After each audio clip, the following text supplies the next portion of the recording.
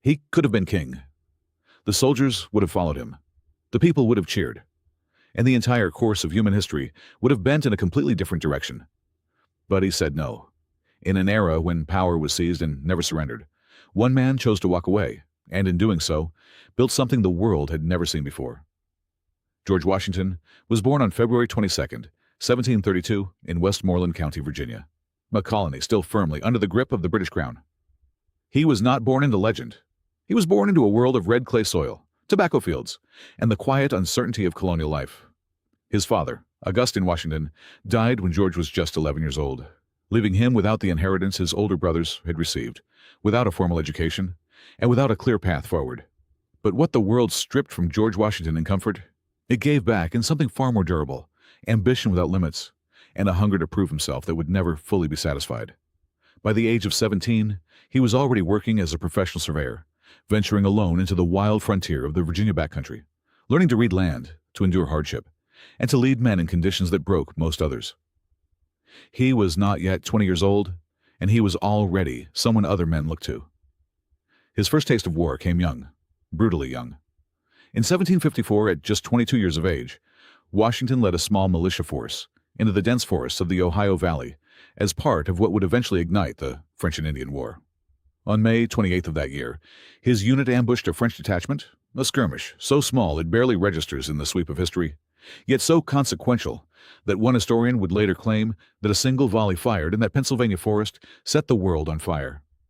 Washington survived, pressed forward, and was soon forced into a humiliating surrender at Fort Necessity. His first real military defeat. A lesser man would have retreated into obscurity.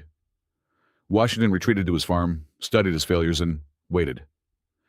He always understood that the real war was not the one in front of him, but the one still coming. That war came. It came slowly, like a tide rising against stone, in taxes, in resentment, in the gathering fury of a people who believed they were being governed without their consent. By the 1760s and early 1770s, colonial America was a powder keg, and Washington, now a prosperous Virginia planter and member of the House of Burgesses, watched the fuse grow shorter with every passing year. He was not the loudest voice in the room. He was never the most eloquent speaker. Men like Patrick Henry thundered, and men like Thomas Jefferson wrote with the precision of lightning. But when the Continental Congress met in Philadelphia and needed to choose a commander for their ragtag army, all eyes turned to the quiet, imposing figure from Virginia. On June 15th, 1775, George Washington was unanimously appointed commander-in-chief of the Continental Army. He accepted, asked for no salary, and informed Congress that he did not believe he was equal to the task. That admission of doubt, from a man who would prove to be one of the greatest military leaders in history, tells you everything about who he really was. What followed was not a glorious march to freedom. What followed was years of cold, hunger, defeat, retreat, and the kind of grinding suffering that turns armies into ghosts. Washington's forces were outnumbered, outgunned, and outmaneuvered by one of the most powerful military machines on earth. He lost battle after battle in the first year. New York fell, the Continental Army nearly collapsed, and British General Howe could have ended the rebellion entirely if he had simply pressed his advantage. But Washington did something that no textbook fully captures.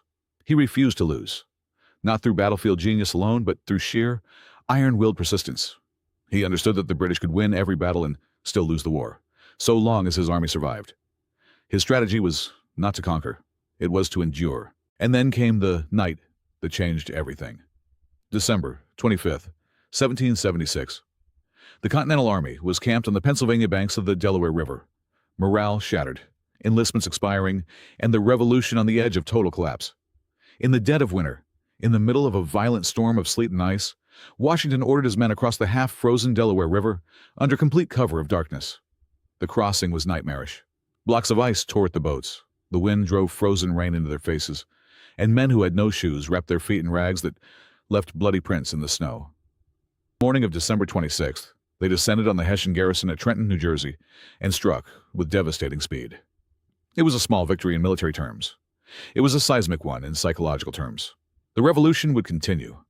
Valley Forge came next, and Valley Forge nearly killed everything. The winter of 1777 to 1778 at that frozen encampment in Pennsylvania is one of the most harrowing chapters in American history. Approximately 11,000 soldiers endured temperatures that drove below zero, with no adequate food, no adequate shelter, and clothing so thin that men froze to death in their sleep. Thousands died, not from enemy bullets, but from cold, disease, and starvation. Washington walked among his men. He did not retreat to comfortable quarters. He shared their suffering, wrote desperate letters to Congress, begging for supplies that never fully came, and held together an army through the force of his presence alone. When spring broke over Valley Forge, something had changed. A Prussian military officer named Friedrich von Steuben had spent the winter training the battered survivors into something resembling a professional fighting force. What went into Valley Forge as a desperate collection of farmers and tradesmen came out the other side as an army. The final chapter of the Revolutionary War was written at Yorktown, Virginia, in October of 1781. With crucial support from the French fleet under Admiral de Grasse, Washington and French General Rochambeau trapped British General Cornwallis and his forces on the Yorktown Peninsula. After a devastating 3-week siege, Cornwallis surrendered his army of 8,000 men on October 19th, one of the largest single capitulations in British military history. Legend says his troops marched out to surrender their weapons as a band played a tune called "The World Turned Upside Down." They were not wrong. The world had turned upside down. A collection of colonies, outgunned and underfunded, had defeated the greatest empire on earth. And the man at the center of it all, the man who had held it together through 8 impossible years, that could now have claimed anything he wanted. He chose to go home. In December of 1783, Washington stood before the Continental Congress in Annapolis, Maryland, and resigned his commission as commander-in-chief. In an age when generals and conquerors became kings as a matter of historical routine, Julius Caesar, Oliver Cromwell, Napoleon Bonaparte, George Washington surrendered his power voluntarily, without condition, without drama. King George III of Britain, upon hearing that Washington intended to return to his farm, reportedly said that, if it were true, Washington would be the greatest man in the world. It was true, but history was not finished with him. When the young nation struggled under its first attempt at a governing document, the Articles of Confederation, Washington emerged from retirement to preside over the Constitutional Convention of 1787 in Philadelphia. His presence lent legitimacy to the proceedings. His silence was often more powerful than anyone else's speech. The Constitution that emerged was, in many ways, built around him. The framers created the presidency knowing that Washington would fill it first, trusting that his character would define the office before any law could. On April 30th, 1789, George Washington was inaugurated as the first president of the United States in New York City. Every single elector in the Electoral College had cast a vote for him. It was unanimous, the only time in American history that has ever happened. What he did with that power, and what he chose not to do, shaped every presidency that followed. He established the cabinet system. He defined how a president communicates with Congress. He navigated the catastrophic tensions between his 2 most brilliant cabinet members, Alexander Hamilton and Thomas Jefferson, as they pulled the country between visions of centralized power and decentralized liberty. He kept the young nation out of the wars ravaging Europe. And when his second term ended, he did the one thing that no president before him had ever done, because there had never been a president before him. He left. Voluntarily, peacefully, he walked away from power a second time.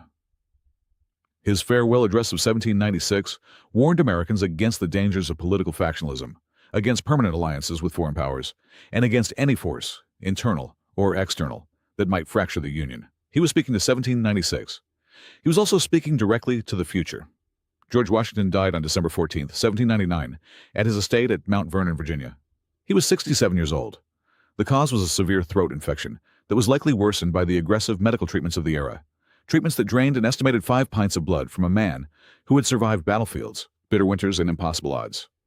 His last words, recorded by his secretary, Tobias Lear, were these: "'Tis well." A nation mourned. His old adversary, the British Royal Navy, lowered its flags to half-mast in his honor. In the United States Congress, Henry Lee delivered an elegy that gave the world a phrase it has never forgotten. Washington was, Lee said, first in war, first in peace, and first in the hearts of his countrymen. Washington was not a perfect man.